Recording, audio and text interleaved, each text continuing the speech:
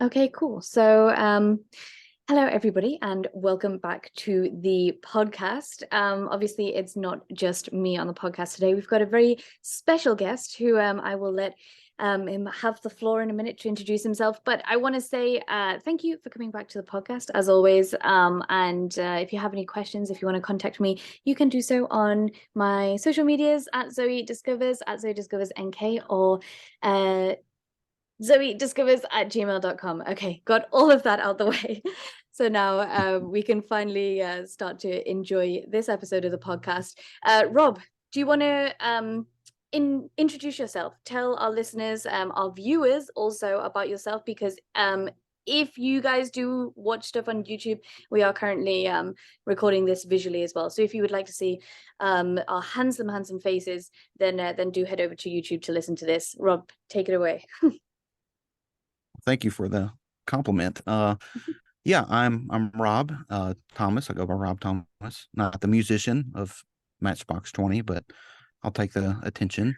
But yeah, my American band from the early 2000s, late 90s, my age group. But yeah, from Tennessee in the United States, and my family and I worked in North Korea for about 2 years and helping, facilitate some humanitarian work related to farming, construction, and even had a hand in tourism, but mainly humanitarian side of things. And yeah, I have background in construction and background as a university professor and background in business and real estate. So I was able to kind of be active in several areas of economy and development and stuff like that. And yeah, we're now currently in South Korea and in the process of trying to regain our language, because pretty much from 2016 all the way through, COVID pandemic, we were stuck in the United States, and if you don't use it, you lose it. We lost our language acquisition in so many ways. Not a whole lot of opportunities to practice Korean in Tennessee, as might be a surprise for some people, but maybe not. Although one of the highest concentrations of Korean population is not too far from us in Atlanta, Georgia. So there's one of the highest concentrations of Korean Americans in the United States, outside of California and stuff like that. But yeah, so we're just in that process. We got back November 2022, and this time we came back with a second child. We before then only had one child, but we can talk about that more or whenever. We had taken our kid into North Korea, and that was pretty fun too. Actually, it was the bridge builder, I think, with the people. Definitely. And I think so. So I actually Rob or Rob Thomas, how do you want me to call you? Do you want me to do the full thing? Rob Thomas. Rob. Rob. Okay, cool. The famous artist. Rob's cool. So I actually appeared on one of your podcast episodes, which feel free to plug if you want. And we kind of chatted. That was one of the things that we chatted about first. That really yeah, there it is up there.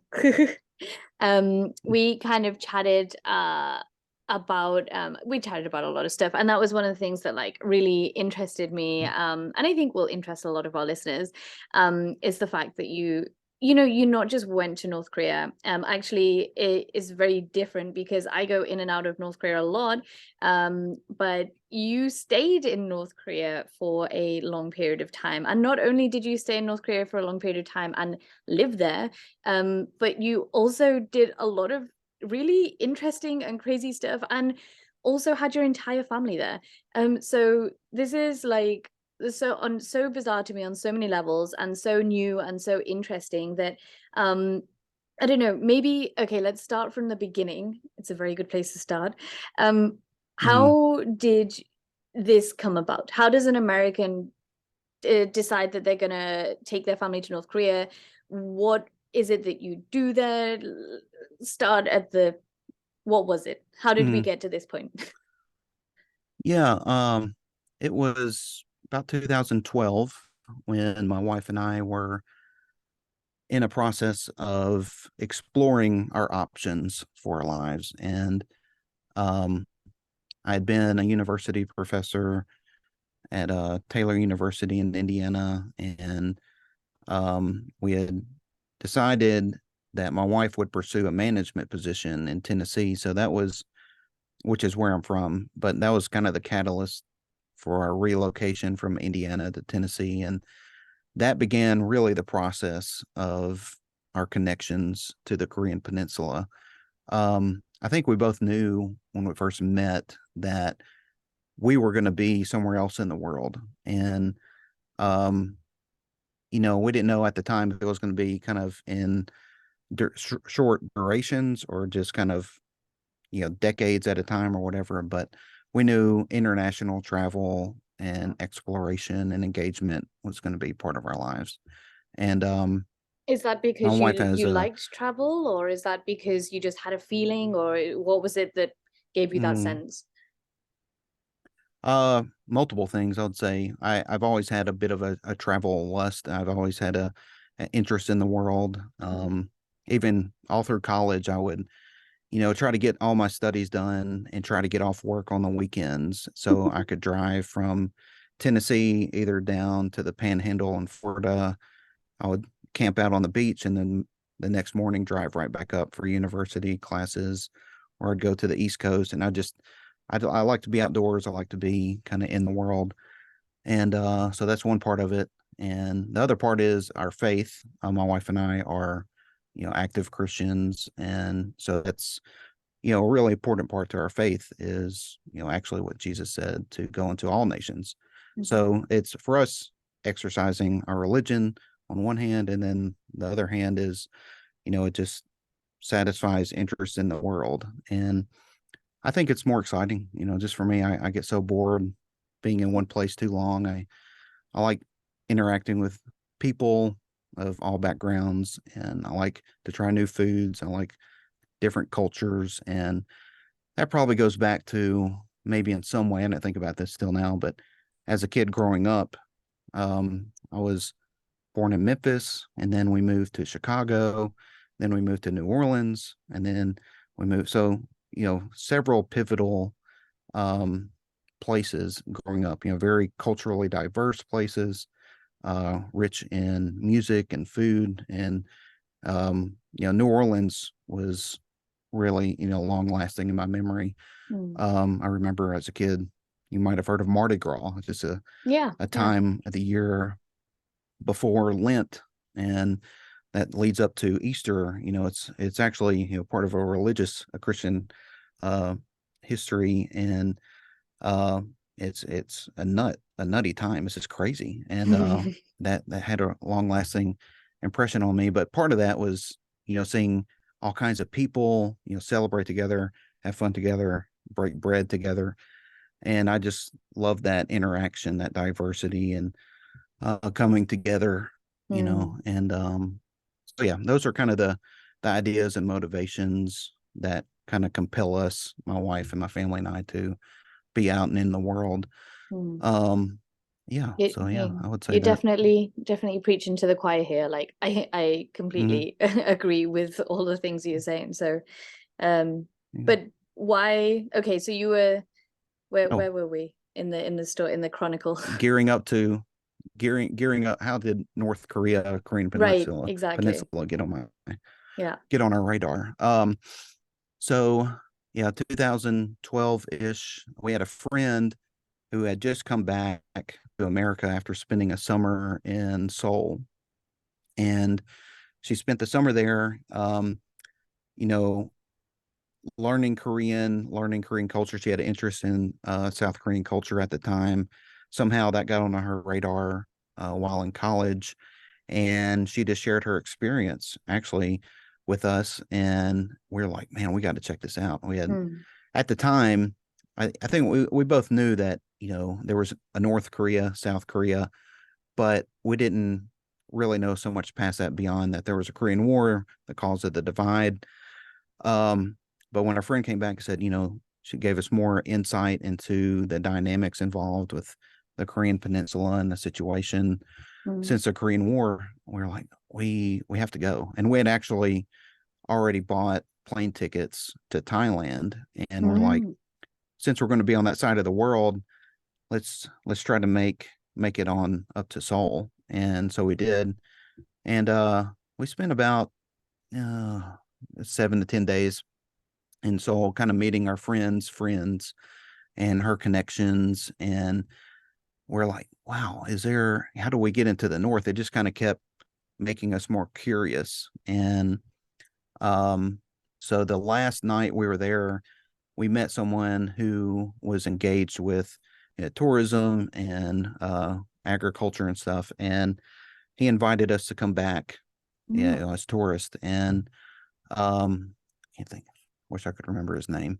It's been like 7-8 years ago, so That's fine, I'll let you off. but so yeah, 6 months after that return, we had tickets to come back to China to get into North Korea. And so we did that. We spent about 3 weeks in the region, the Yanbian, Yenji, China area. And so 1 week in China, 1 week in North Korea, followed by another week back in China to kind of think about everything, to kind of assess, and get to meet people. And I found that area of where China meets Russia meets North Korea incredibly interesting. It was like a very unique diaspora, a melting pot of Russians and Chinese and Mongolian and North Koreans. And, that's where we had a couple meals at North Korean run restaurants in Yanji. And I even saw like North Korean officials walking the street, and I was like, this is so bizarre, like I didn't think this would be possible.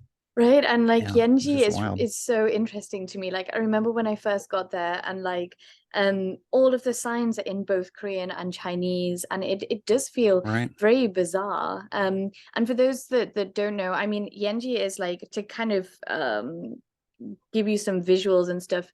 Yenji borders or like this area of North Korea, it's like on a tri-border, right? So you've got Russia, China, and North Korea all at the top. So it is really, really northern China. Some of the most northern that you can go, and it is freezing. Like I don't know when you went, but I went in February and it was very, very cold. But the interesting place about this is that I want to ask you as well is that to go to this is where you enter North Korea from. You go, this is where you enter Rason from. You go from Yenji in Yanbian province, right high up, and then go into Rason, not Pyongyang, because when you go into Pyongyang, you enter from a much more southern location, which is called Dandong, and from there you cross over the Yalu Bridge, right? But when you cross over in Yenji, you go to Rason, which is a really interesting place in North Korea. It's a special economic zone. Even the border alone is interesting because sometimes you're able to literally just walk over the border. It's a place where they give you stamps. I don't think that they give American citizen stamps, but it's a place where they give other citizens stamps. You didn't get a stamp? No. But it's just a really interesting area. And so where did Rason come from? I guess you went to Rason, right? Where did Rason come from? Like, why was it not Pyongyang? What happened there? That's where the tourism agency was headquartered in Rason. And so we went there, and their mission is in part doing tourism with kind of service projects sometimes. So they've done tree planting and agriculture and goat farming and stuff like that. And it becomes, I think, a genuine asset to the people, the area. And it's kind of combining this idea with traveling with a purpose and kind of service-minded traveling. And so that really fed into and that's what we agreed with, that meshed really well with our philosophy and our worldview. And so that's how we got connected, or what brought us there. And I know a lot of people, I don't need anybody else to tell me we're crazy possibly for taking a kid, but when we went in as tourists, there were a handful of families with kids, and um, contrary to belief, from our experience, traveling with kids actually makes so much easier. And Mm, I think a lot of when you travel to a place that is still technically at war with your home country, there's a lot of preconceptions mm, that are natural, that are formed by media. And, uh, we have to remember as people that, media is an industry that makes money off bad news. They can't really make ends meet if they just cover mm. true good news. Yeah. They really focus in on the negative, hyperbolic kind of information. But it was very different. We never, I ask some people when I'm speaking to groups or whatever, what images come to mind when you think about North Korea? Mm, And we get the common responses, marching soldiers, military parades, artillery, whatever. And then I show them pictures from our experiences, mm, which don't have any of that. We never saw any of that. We never saw military parades. We saw very few military, but we never saw like artillery. Um, mm. and I've seen probably more military actually in South Korea than I ever saw in North Korea. Um, and so yeah, it was very just different night and day Yeah, compared to how the world kind of thinks of it. for And sure. I think yeah. just because we have like a lot of American listeners actually on the podcast. Like half the listeners are actually from the US. So maybe we can stick on the US side of things for a minute. I'm just curious for you, like as a US citizen, like obviously you went before the travel ban. So it's kind of Hmm. slightly different because you could go and you can't go right now because of the travel ban. But and obviously because of that tensions are a little bit higher. But did you feel scared going in as a US citizen? Did you have any extra preconceptions? Like, I don't know, were the other people on your group also from the US? Did the North Koreans treat you any differently? Did they talk to you about the US, ask you about politics? Did you talk politics with them? Just talk to me a little bit about the US perspective of Mm. things. Yeah, I would say there was a little bit of anxiousness, Mm, gearing up the first time when we went to North Korea. And that's because our idea of the place was formed by, just images from the news and the internet. But we also had to kind of balance that out, stories mm, from people who had gone before us and which were very different from those images. And actually, when we did go as tourists, we had not yet had our first child, so that made it a little easier. right. Um, but um, so we go, and the people were very welcoming in our experience. They're very cordial, very the North Koreans are very jovial and warm, actually, people in our experience. And um, you know, I I don't know why that would be, other than that is how they treat foreigners in our Mm, experience. And I know there are stories that are very contrary to that and have very um, detrimental, experiences. But that wasn't our experience ever. And the people we actually went with the first time we went, there was um, tourist groups from European countries, like the Netherlands, Holland, Germany, France. We had people from the Philippines, uh, Canada. I think one person from Brazil. So it is a oh, very very diverse. multi-ethnic group. It's about 22 people Mm, when we went, and um, the UK actually, you were nice. represented there, and and so I think that was a very interesting picture because Mm, I think back on that because North Korea is known to be the most homogenous culture in the world. And, then this tour bus rolls into town. And then you have a very multi-ethnic group of people, Black, white, Latino, Asian, kind of all represented getting off the bus. And I think that's a beautiful picture. That's kind of unity at work. And, I think back, what might the North Koreans be thinking about that when they see these people from all over the world, kind of unified and getting along, coming to their country? That's a question I would like to ask them one day. Maybe a tour guide or something like that. Definitely. But yeah, and go on. Sorry. I was just going to say that, and the food was great. We had a okay. lot of goboro and deep fried pork with a sweet sauce on it, and malatang and so eggplant good. fried rice and all kinds of stuff. Yeah, I actually had malatang today, so I'm really thinking of that. Nice. Yeah.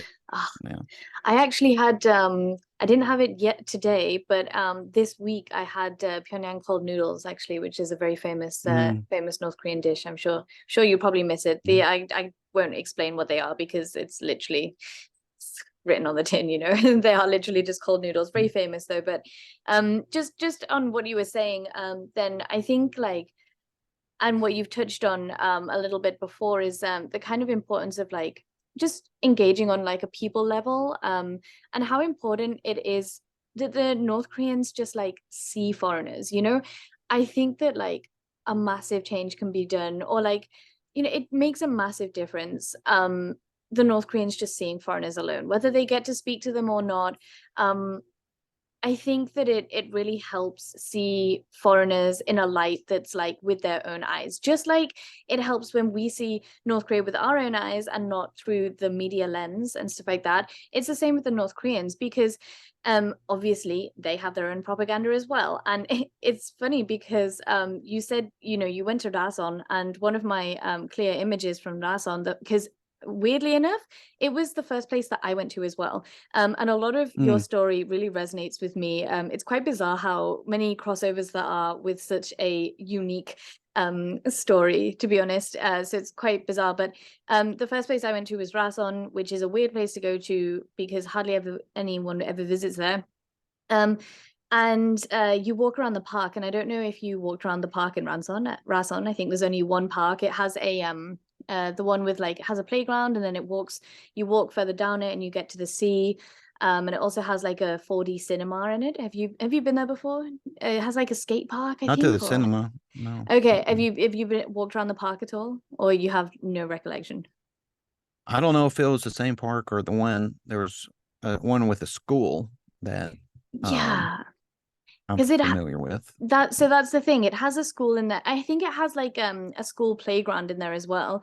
And this is what I was about to mention, because all over the school playground walls are anti-American propaganda. And it's very much you have these American soldiers with big noses and stuff like that. That's how they're typically represented in Korean propaganda, being literally brutally murdered by a Korean soldier, or whatever it is. And I think this is the view that the North Koreans have of the Japanese, or sorry, of the Americans. Actually, usually it's the Americans brutally murdering someone else, right? They're always very they're always depicted as very angry and very brutal and stuff like that, or you have them with their head on a stick or something like that, and it's awful. And this is the kind of stuff that you see in schools, on school walls and stuff like that. And so it is done, I should say that it is done in a cartoon fashion. I don't know if I'm making this worse or better for myself, but it's done in a way that it's not very lifelike. It is kind of cartoony, and it is still a kid's playground, so it's very colorful and stuff like that. Man, I'm gonna have to put some pictures up so people don't think that this is crazy. But this is the view that North Koreans have of Americans, and this is what's in their textbooks and stuff like that. And So it's just so nice for an American to be able to go there, and for the Koreans to see like, oh, okay, they're like a normal person and they smile and they talk like us, like a normal person. And it works both ways. I think that that's how we feel about the North Koreans as well. A lot of people, you know, kind of find it weird to think like, oh, hey, like they are just kind of like us, like they're normal people, and they're not these people who are talking about military all the time, and they're not all soldiers and stuff like that. So yeah, that's just my thought on that. But you didn't see these any of these pictures when you were there, or No, I didn't see the paintings or the murals, never mind. but no, we did walk around. I mean, we lived there for 2 years, so we saw a lot of it. Mm, But, you know, we when we did move there and we lived there, we would usually go in 2 to 3 weeks at a time, right. do our work, and come back out to China, get some more supplies, food, whatever, Mm, baby need stuff, and then go back in. Longest we stayed was 6 months or so.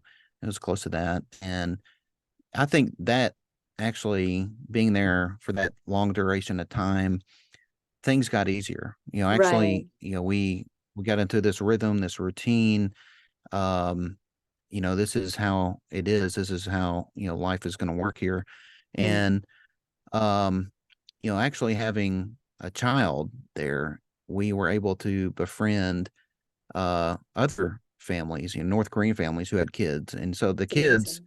the kids don't come in with these preconceptions. The Yeah. kids, they see each other and there's like this kind of symbiotic recognition, like, wow, you're a kid, I'm a kid. Hello. And they don't know the language, of course, but they start interacting, very playfully. Hmm. And um and to me, that's what it's about. It's kind of like the little glimpse of the potential hope between North Korea and the world, North Korea and the United States, whatever. And I think, families are great facilitators of unity, when they work together as a unit. And it's not to say, couples and singles, whatever, groups, whatever, but I think, we need all kind of working together. And yeah, I was, when I tell people that, actually things are easier as a family as a, contrary to what a lot of people may think, Mm, it's not as difficult as what a lot of people would think it is. It is, I will say it's challenging, no doubt. It's challenging to live there, but it was very possible. mm, And what made it easier for us is what I'm trying to say is actually being a family, because mm, I think, whenever you see a family with a young baby, most people are a little more tolerant and right. patient Hmm. with that unit of people, um, and maybe forgiving in a lot of ways, Mm. and um, so yeah, um, It is those such are some more, thoughts there. yeah, no, it's such more of a like a human, much more of a human experience. It's lovely. I can't wait Mhm. one day. Maybe I'll have my own my own family, bring them into North Korea. Um, in the Yeah. future, long in the future. Um, Mhm. so um before, like, this is the kind of stuff that I really want to talk about, but before like I get more into you and your family in North Korea, how did we get to working in North Korea? Like, how did that come about? And how did you guys decide, okay, this is what we want to do? And also, how did it kind of then end? Was it the travel ban? Do you Mhm. intend on going in? Yeah, just Mhm. chat away on that. Well, actually, the company went in with as tourists was engaged in construction projects and other things, and with my background in construction, that was the connection. And um, I grew up in a family that does real estate and construction because they really are hand in hand. You need construction to build the houses, you need real estate to sell the houses. So that's kind of my family experience. And um, so that was the way we got in. We were able to get permission Mm, because of my background in construction, but also as a university professor. And we had discussed maybe trying to develop a cultural educational exchange, kind of thinking big picture, long term, and this still may happen, I don't know, where we try to develop and get granted permission to do study abroad programs in North Korea, where students from other universities around the world could come there, learn, and then, get their college credits and then go back to their home country after 1 or 3 months. Because the universities I've worked at and gone to, they have sometimes 1 month options, sometimes 3 month options where you can get 3 credit hours or up to 12 or 15 credit hours in a few months or something like that. And I think that would be a really fascinating thing to develop is, imagine learning economics in a European country and then coming to, China or North Korea and studying economics for 1 to 3 months and having a comparison to the different styles, different forms of economics and stuff like that. So anyway, but all that to say, that's how I got permission to go in, was my background. And we were there with a business visitation visa. And that's how we could stay in country so long. Right. And you were working in Rasan, or you then went down to Pyongyang to work, or you do the whole time in Rasan? The whole time was in Rason. And yeah, I've never been to Pyongyang. It's on my bucket list. Yeah, but, you definitely have to come to Pyongyang. Yeah. A good tour guide? If I know one, I'll let you know. Okay, thanks. Yeah. All ears. That is just crazy to me that you haven't been. So did you go anywhere up northeast? Because Rasan is in the northeast. Were you close to Mount Paektu? I mean, did you go to Mount Paektu at all? Did you go to Chongjin and stuff like that? You kind of went around in the northeast area, or? Yeah, we went to the place where the three countries come together, and Very cool. Yes. We'd go into Russia, because when we're in China, we had to leave the country every 90 days, to do border runs, and that actually worked out really well. That worked out to our benefit because we could go into Russia, and that's where we bought our cheese, which is hard to find in That's China. funny. Yeah. I would come back from Russia with like 8 to 12 pounds of cheese and give it to friends and stuff like that. God. So would you go from say, North Korea into Russia or from China into Russia? We'd go from China into Russia. China into Russia, okay. And yeah, we'd go there, stay in a little town, in a hotel, and it was very interesting. I found that very intriguing in so many ways. Yeah. Because we didn't need a tour guide or anything to go into Russia. It may be different now because of the geopolitical tensions between United States and Russia. I have no idea if we can even get into Russia if we want to, but I think so. Anyway, I know that's where you can get good cheese if you need it. Excellent. And so you were working there. What kind of work exactly were you doing? And also, was it you and your wife, or was it just you working? Because you mentioned it was because of your background. So the whole family, would help as they could. And so we would help, do maintenance repairs on. There's a farm there, and that was engaged with agriculture. So they were growing wheat and corn and basil and tomatoes, and they also had livestock, goats and stuff like that, and tree planting and honey.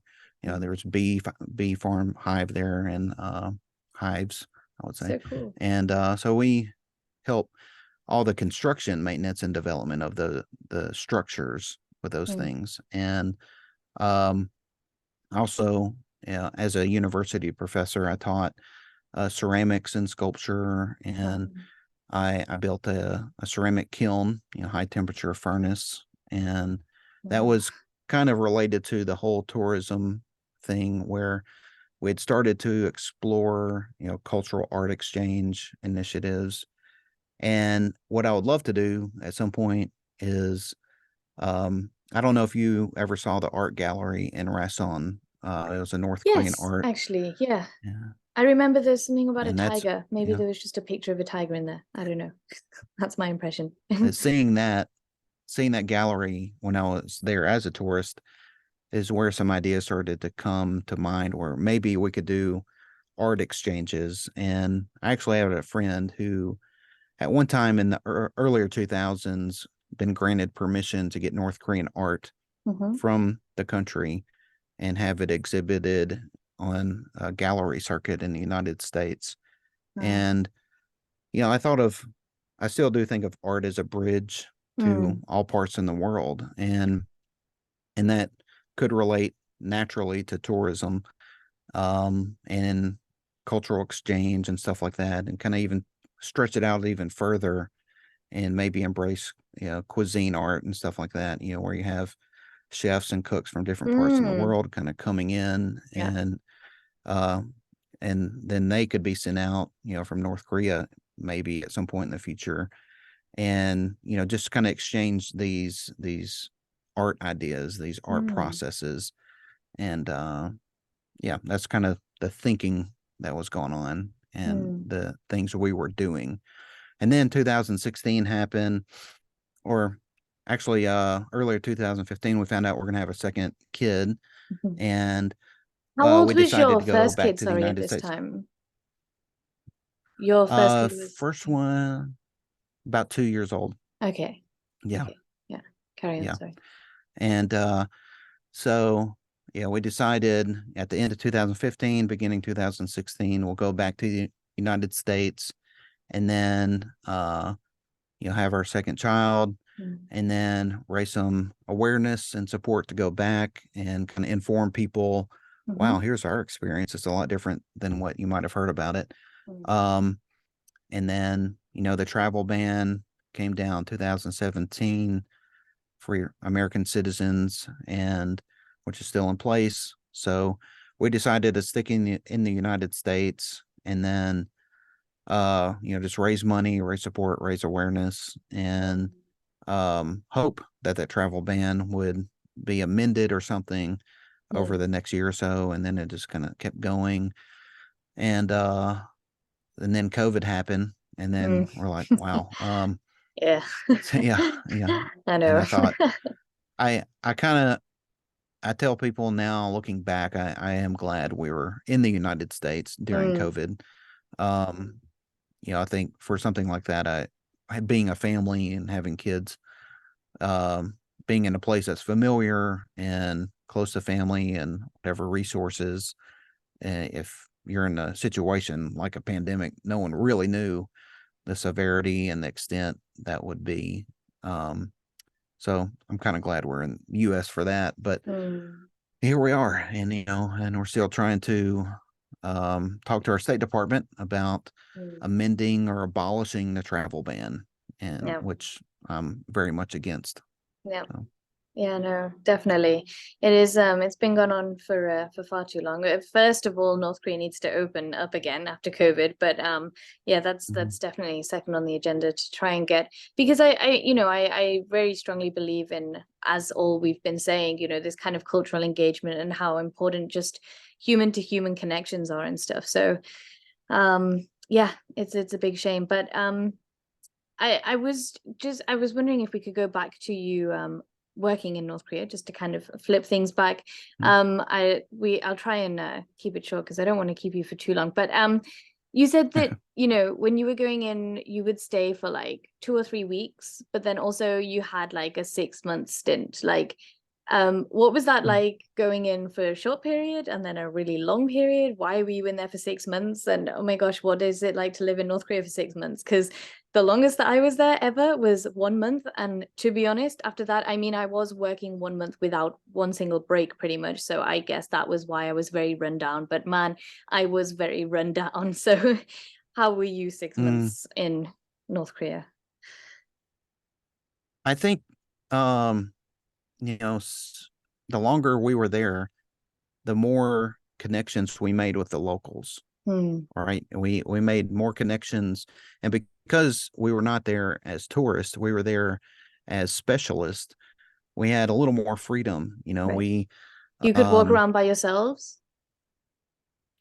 uh, our guide was with Oh, right. us, Okay. Your but guide was with you. Yeah. after a while, uh we had a little more freedom, and Hmm. um I think after a while showing them that we were not going to do anything stupid to get them in trouble, they were pretty relaxed on it. And Do you say that's relaxed on it, meaning when like they did let you walk around by yourselves in the end, or a little bit, or not really? I'm a just little bit, prying. yeah. I mean, Okay. like I would say they always knew where we were. I mean, there's Right. no way for them not to know. Yeah. Um and we didn't, I mean, we knew that, but it didn't bother us. Yeah.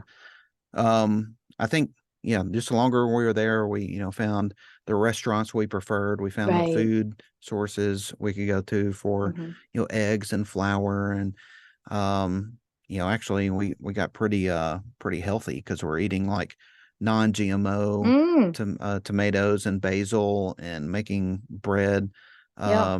from, low gluten flour and stuff like that. We just, I came out looking, I was like, wow, and then I went back to the United States and gained 30 pounds. I was like, Never mind. yeah. But yeah, and yeah, so yeah, the thing I actually learned was things got so much easier because we just got into a living rhythm there. Mm. We made the connections with the locals, and they recognized us. We got to meet, got to know the same vendors in the market, Mm. and so we became kind of accepted in some ways. That's very And cool. I think that's the whole point behind the Rason area, the special Mm. economic zone. I think that is the Yeah. intention behind, in part, North Korea government's purpose for that area. Mm. And in that way, I would say it's pretty successful. Yeah. And why were you there for so long? Why were you there for 6 months? It's a very long time to. Myriad of a myriad of construction Oh, jobs wow. on the Okay. farm. It's a greenhouse. There's the Yeah. kiln to build, the foundation for a building, um, and everything kind of moves slow. I mean, Wow. it's sometimes electricity comes and goes, and you Yeah. work when you can, and a lot of manual tools, Mm. which was great exercise, by the way. Um, Can imagine. and we just moved at the pace we could, and Yeah. that's kind of the time it took to do those projects. And all of this time you were with your 2-year-old baby or 1 to 2-year-old. Mm-hmm.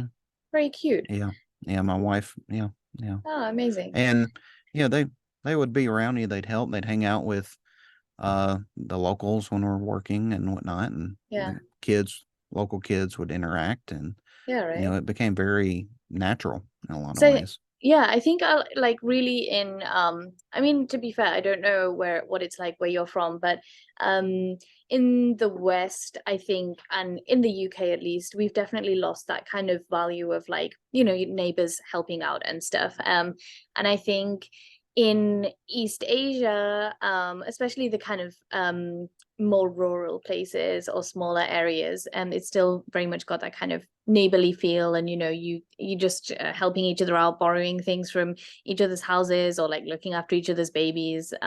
Did you get that kind of feel at all in North Korea as well? Like, was the neighbors kind of just picking up your baby and just chilling out with them and playing with them and stuff? Was there that kind of rural feel to it, or was it still a bit Yeah, yeah, I would say, standoffish?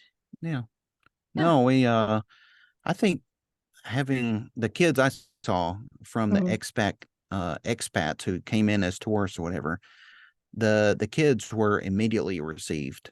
Like the Oh. kids were just like magnets. They really broke down a lot of um suspicion or speculation Mm. from the locals, and and because of that, tensions and anxiety and doubt and worry just go down. When you people pick up on those Yeah. feelings pretty fast. Mm. And so yeah, I think, yeah, we were always warmly accepted as a family. Mm. And I do remember kind of walking here and there alone, and some people, locals, might look at me, especially in the winter when I'm wearing like a Russian style hat, uh I think they look at me like, are you Russian? Are you Mm, American? What are you? mm. And then, my kid would come walking and run up and grab my leg, and, the locals see the kid and they forget me, and Right. which I'm okay with, but Yeah, yeah. and that reminds me as well. I mean, they probably thought that you were Russian because it makes much more sense for a Russian to be right near to the Russian border and in North Korea than it does for an American, right? And it happens to me all the time. It's really funny. Whenever I'm in Taiwan, people will always be like, "Oh, are you from America?" And I'm like, "No." But then when I'm in Mm. mainland China, it's all the time. It's, "Oh, are you from Russia?" Or like people start talking to me in Russian, and I'm like, and it makes sense because I guess like like the way that I look and stuff, it's more likely that I'm Russian when I'm in China because they have a lot more Russians, especially in the Northeast, and then in Taiwan there's more Americans. But yeah, I'm neither, so never mind. Um, but I was just going to say something. Oh yeah, I had a question actually, and of course, absolutely no problem if not if you have no idea. But in I don't because you have an experience kind of with the farming kind of community in North Korea. I don't know if you know, in North Korea, basically everyone has to go to the farm. And just for the benefit of our listeners as well, how this works is basically like in peak season, peak farming season, around like March to May kind of time, I think from memory, all of the city people are basically sent to the farms, and it sounds horrific, but actually some of the people really enjoy it. Some of the guys and girls really love it because like they get out of the city, they get to like chill at a farmer's house for 2 weeks.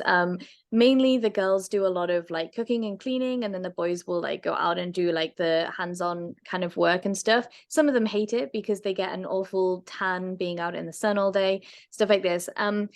I obviously I'm speaking from the experience of the Pyongyang colleagues and friends I know that they tell me, oh, like I'm going to the farm next week, like, oh no, or some of them are really excited. I'm wondering, in Rason, did you meet any of these city people working on the farms, or did you see any of this at all, or just not at all? Mm-mm.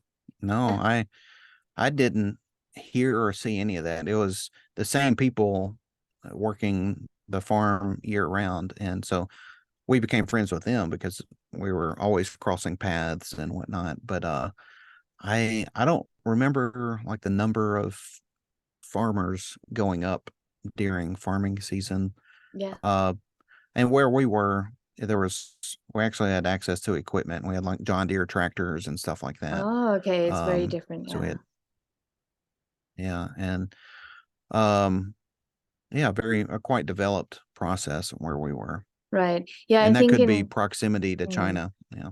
right. Yeah, that's true. I think in maybe some more of the rural locations, then maybe a lot of it is very manual, and the Koreans will always tell me like they really appreciate every grain of rice that they eat on their plate because like they remember planting every single grain of rice. Mm, Definitely yeah. has some value in that. But um before we there's just so much to talk about, but I'm really interested in something that you kind of said at the start. Obviously you and your family are religious and stuff, and that doesn't necessarily gel with working in North Korea, or that doesn't necessarily gel not working with North Korea, but North Korea is obviously not very well known for its religious freedom and stuff like that. I'm wondering how you kind of got around, Bibles are strictly forbidden from entering North Korea. I'm wondering how you kind of got around this and how you dealt with being a Christian in North Korea, and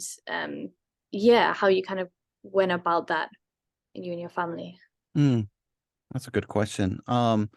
We actually did not experience any pushback on our Hmm. faith in the country. Actually, our experience was just the opposite in the sense that when we would get to the border, if they saw we were American, by looking at our passport, those in our group, whatever, they would anticipate we were Christian. Like Right.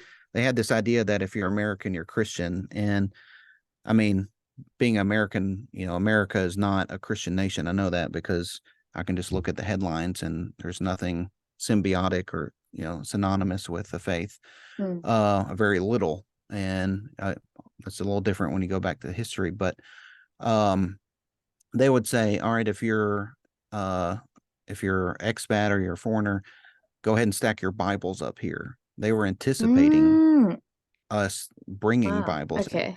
And so we could bring Bibles in. We'd bring our one Bible. Wow.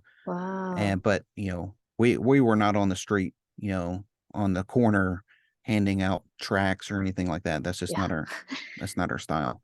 Uh-huh. Um, but we share our faith by how we live, and if people ask, we'll talk about that. We had no one ever told us from the government that you can't do this. You can't bring your Bible. You can't be Christian. That was not our experience.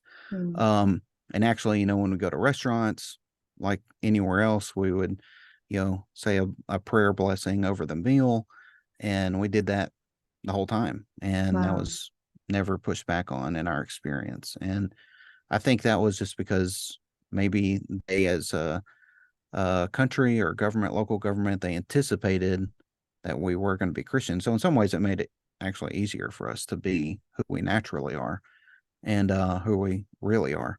And so yeah, it was very different. That's another misconception that I talk about sometimes when I'm talking to groups in the US or whatever. Like, you wouldn't have believed this, but they actually anticipate us to have Mm. Bibles when we get to the border. I don't know, is that different when you go to the capital, Pyongyang? Do they say do not bring Bibles? Yeah, it's wildly different actually, and difficult. And I don't know whether it's a time difference thing as well. I don't know whether it's because you know, some things in North Korea tourism, they change a lot of the time, and mostly it gets less strict, right? So, 10 years ago, you couldn't take photos from a bus, and you couldn't bring your mobile phone in and stuff. The rules change all the time. Usually it gets less strict.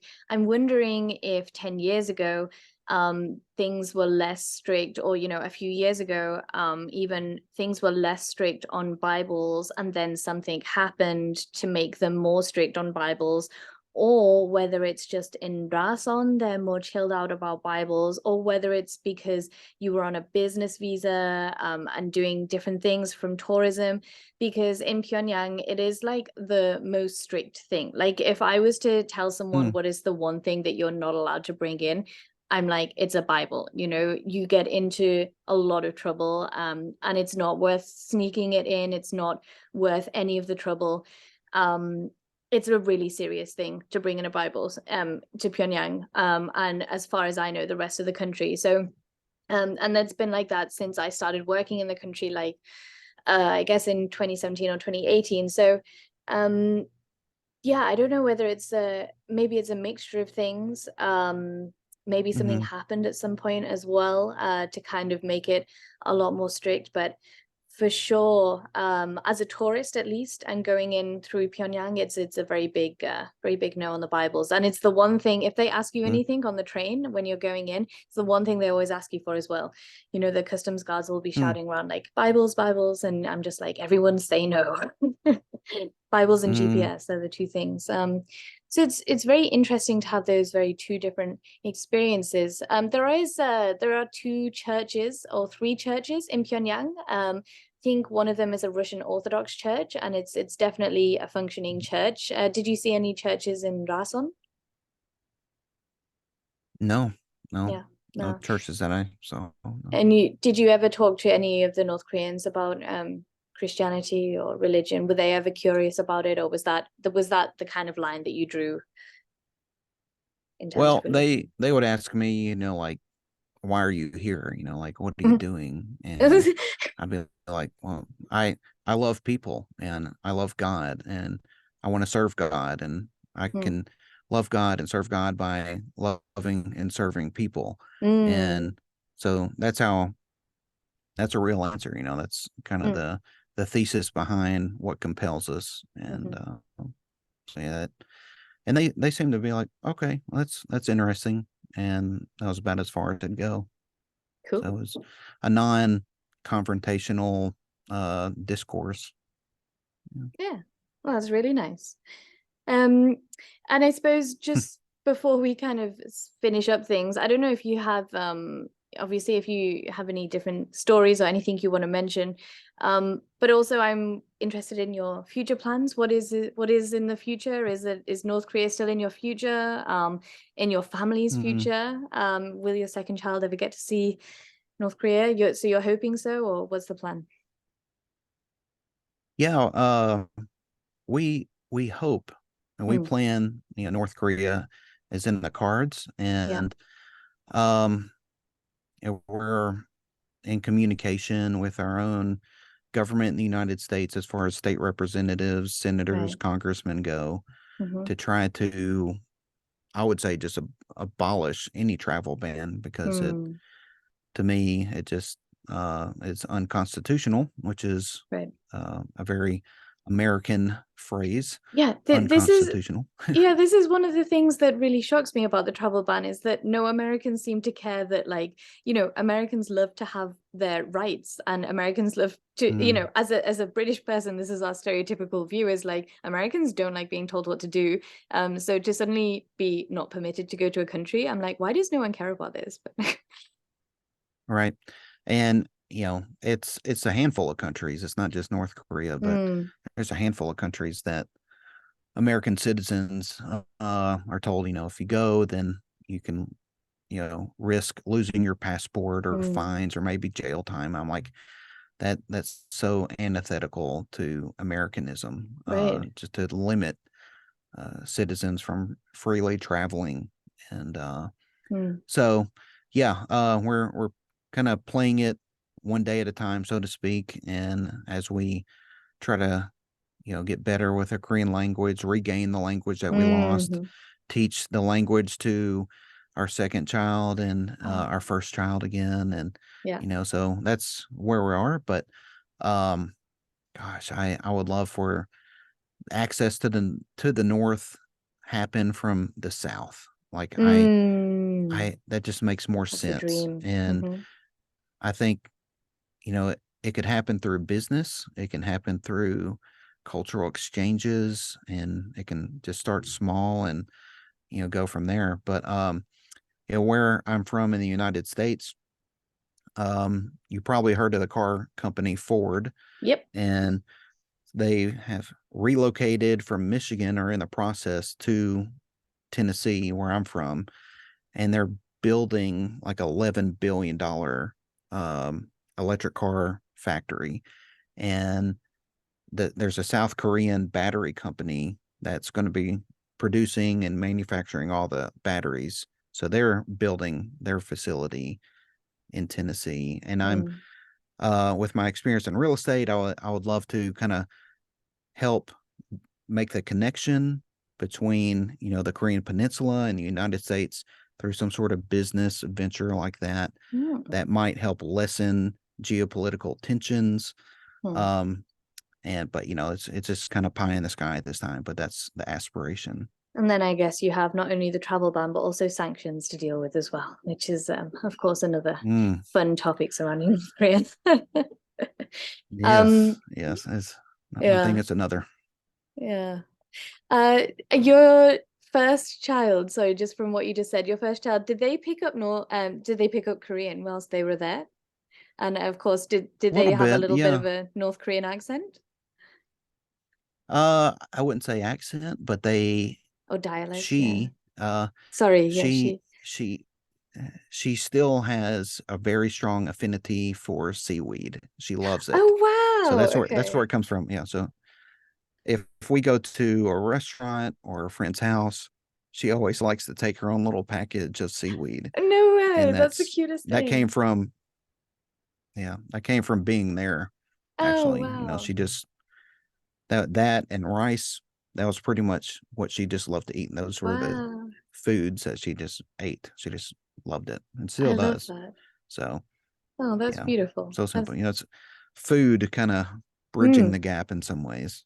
Yeah. yeah, that's beautiful. Mm, All right. yeah. Well, thank you so much. I've Mm. kept you for a while. Did you have anything you wanted to add? Did you have anything else you wanted to mention, or also feel free to, give your own podcast, give yourself your own plug and stuff like that. Where can listeners Mm. go if they want to find out more? Yeah, I would say if you are in the United States, something that comes right to mind is get familiar with the bill HR Mm. 1369, put together by Congressman Brad Sherman out of California. And because, that it's informally, I think, called the Peace on the Korean Peninsula Act. And that would help actually end formally the Korean War. And Mm. if that happens, when that happens, accessing the North from the South and vice versa might actually be possible. But we have to get that done first. We have to formally end the Korean War that, ended in 1953. And, Americans in the world, really, the Korean War is also known as the Forgotten War, and we have forgotten that it's still technically on. Mm. But so yeah, get familiar with HR 1369. Try to inform your state reps and congressmen, senators, to get behind that. And this should be a bipartisan thing. I would hope it would be. What's wrong with peace? And but yeah, anybody wants to get in touch with me, you can go where am I? Right here. I got all the links right there. Link in the link tree. So Yeah. Hwamok is a Korean word for reconciliation. But you don't use the word for reunification, 통일. You use reconciliation, Hwamok. Yeah, Interesting. it actually comes from a Korean Bible, and Ah, it's a specific word for reconciliation. It's a reconciliation between people and people with God. oh, that's And lovely. so it's unique in that sense. Yeah. For people that aren't seeing this but only listening, that's a link tree. So well, I'll spell that linktr.ee /Hwamok, which is HWAMOK. So that's linktree Yeah. /HWAMOK. Thank Beautiful. you. All right. Thank you so much for your time. And thank you all at Mhm. home for listening. Thank you for coming back to the podcast. I hope you enjoyed it. And if you have any questions, if you have any comments on today's podcast, on any of the other previous podcasts, or anyone else you'd like to see as a guest, then please do send me an email on zoediscovers@gmail.com or message me on Instagram on @zoediscovers. Thank you, Rob. Thank you so much for joining today. It was an absolute pleasure. So hopefully Well, speak thank to you, you again Zoe. sometime soon. Bye Absolutely. bye. Maybe we could do a Oh, podcast from North Korea someday. a North Korea podcast. I would like to do a podcast in North Korea. Yeah, Yeah. podcast in North Korea someday. Awesome. Excellent. Thank you so much. Mhm. Bye bye. Bye.